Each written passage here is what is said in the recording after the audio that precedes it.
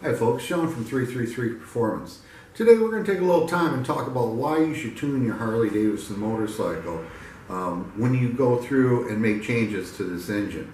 So back in the day, most of our Harleys were carbureted, and in order to make changes to these carburetors, we used to have to put jet kits in there, different jets, needles and whatnot.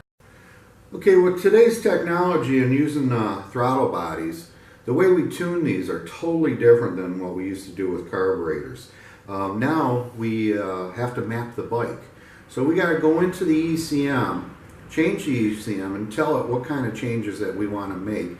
And most of it is to get the air-fuel ratio correct to make this engine run the most efficient that it can. The way that we're going to do that, a couple different products here. We got a Screaming Eagle race tuner, and this is a TTS tuner. These plugged into the motorcycle will allow us to change the ECM. Now once you use one of these on your bike, it marries itself to the bike. So this is only good for your motorcycle. Nobody else can use it. But it allows us to make all our changes to correct the air-fuel ratio. Anytime you change cams, exhaust, intakes, it's all subject to the air-fuel ratio being different.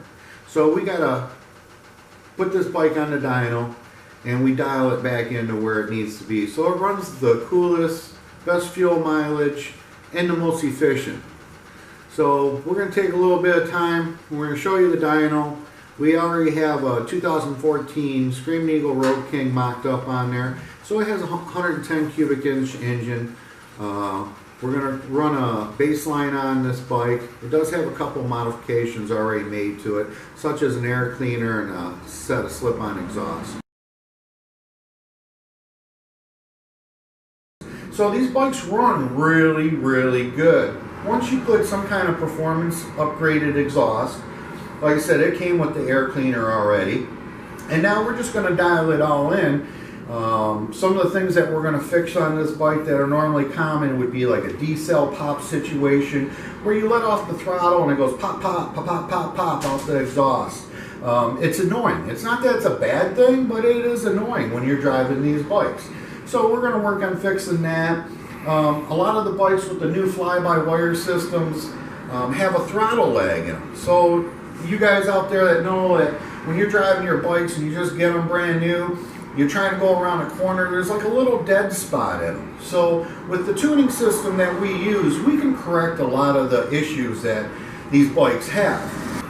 Okay, so once again, with this TTS tuner, these are all the tables that we can get in there. If you go through and count each one of these tables, there's approximately 33 of them. Now, I don't always have to get at every table, and some tables are kind of the same as others, but there's a lot of tables that we are going to get into in order to get this bike dialed in correctly. Like I said, we're going to actually do some test runs, see how it is to begin with, and then I'm going to put in a starter map and we're going to see the changes that that starter map made, and then we're actually going to work off that starter map. Okay, so here now on the dyno, this is all the information we're going to look at in order to tune this bike. We've got mile per hour on this screen, engine RPM. This is going to be our air-fuel ratio table. And then this is our eddy brake here. This tells me how much braking this eddy brake is doing in order to hold this bike at a certain RPM.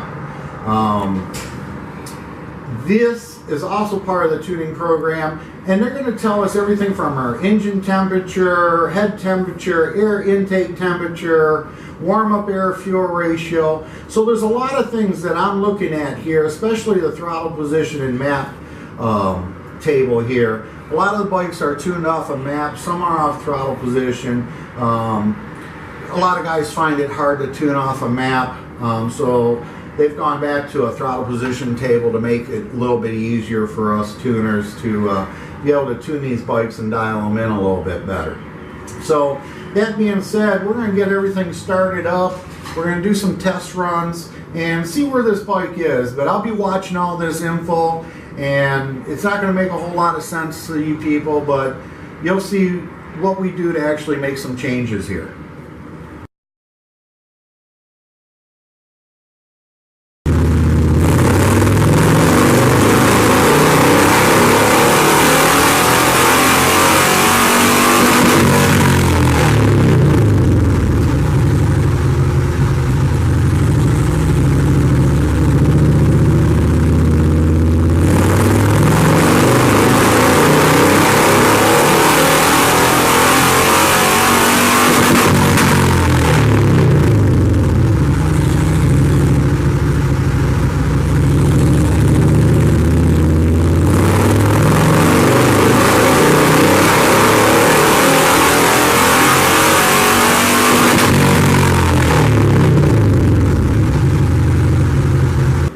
so typically we just get our runs.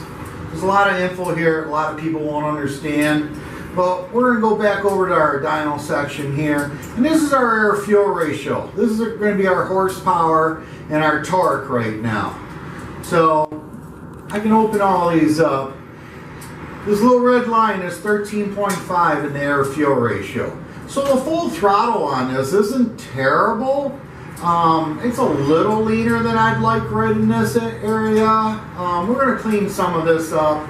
But you'll see when we're done tuning this bike, we should be in the 90s. The torque's not going to change a whole lot. Some of these dips correspond to your air-fuel ratio. So this torque dip right here is because this air-fuel ratio is a little bit lean. If we could get this air-fuel ratio a little bit richer, then this torque dip will go away. It'll smooth this torque dip out. So we'll show you the process here after I do some tuning and show you how these graphs are actually going to be a little bit different. But you can see there's a lot of information that's being compiled here in order for us to make our changes. So this is just our test run, just to see where the bike is, kind of a baseline, being that there was already some modifications made to this bike prior to it being here. So at this point, I'm going to put in our first map.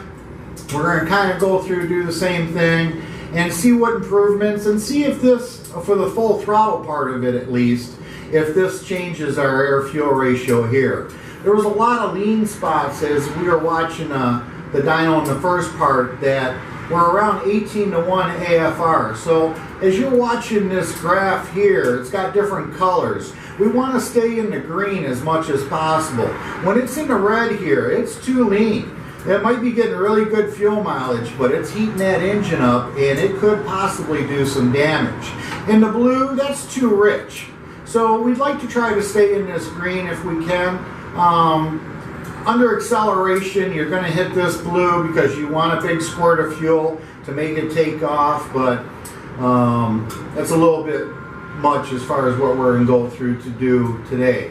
So we're going to go through, we'll put our first map in, we'll get all of our data here, we'll get back into our tuning. I've already got this map set up halfway decent. We're going to install this map.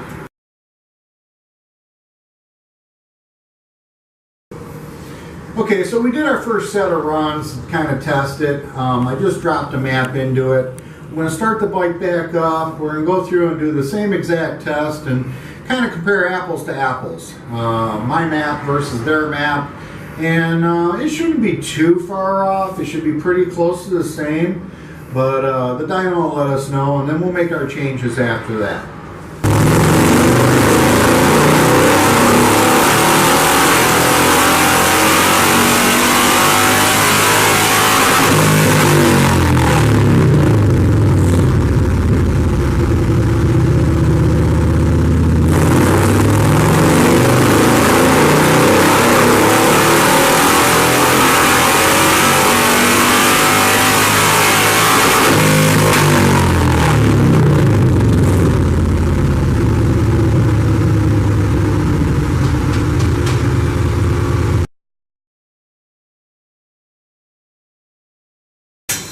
Okay, so let's see some of the differences here. We started with a different map. It should have been like the stock Screaming Eagle map in here, but who knows. So the map I put in is going to be the red line. The original map is the blue line. So at full throttle, the original map was a little nicer than the map I just tossed in here. But now we're going to work this map from here. You can see though my RPM is longer than originally stock, and you know, it's going to pull things over. Right now we are at 82 horse, 87, and just a foot-pound of torque off. So it wasn't terrible, but we're going to work on this map. Basically what you want to do is take this line and pull it almost straight across that dotted red line. So it's like you're grabbing one end of it and just pulling it straight. And then we're going to continue tuning here and show you what the results are in the end. But just to give you a basic idea, this is how we start. And we're going to go through and we're going to finish this up. We're going to change a lot of stuff, and you'll see in the end, we're definitely going to make more power than we did now.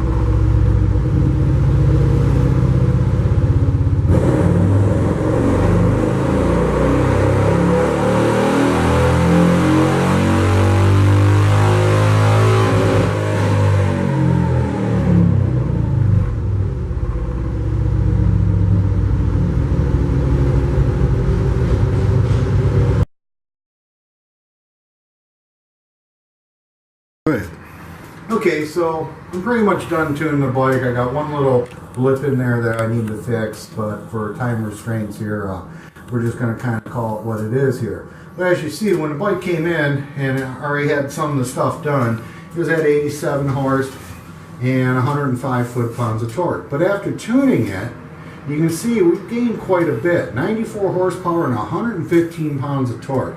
So that's damn near 10 and 10, and that's usually what a stage one would give you. But you can see what a difference it actually does make by tuning these bikes. The increase, the crispness of the throttle, all that stuff is going to come into play. So just to give you a little synopsis, I think the customer is actually going to enjoy riding this bike now. It's a little louder and a lot quicker. Go.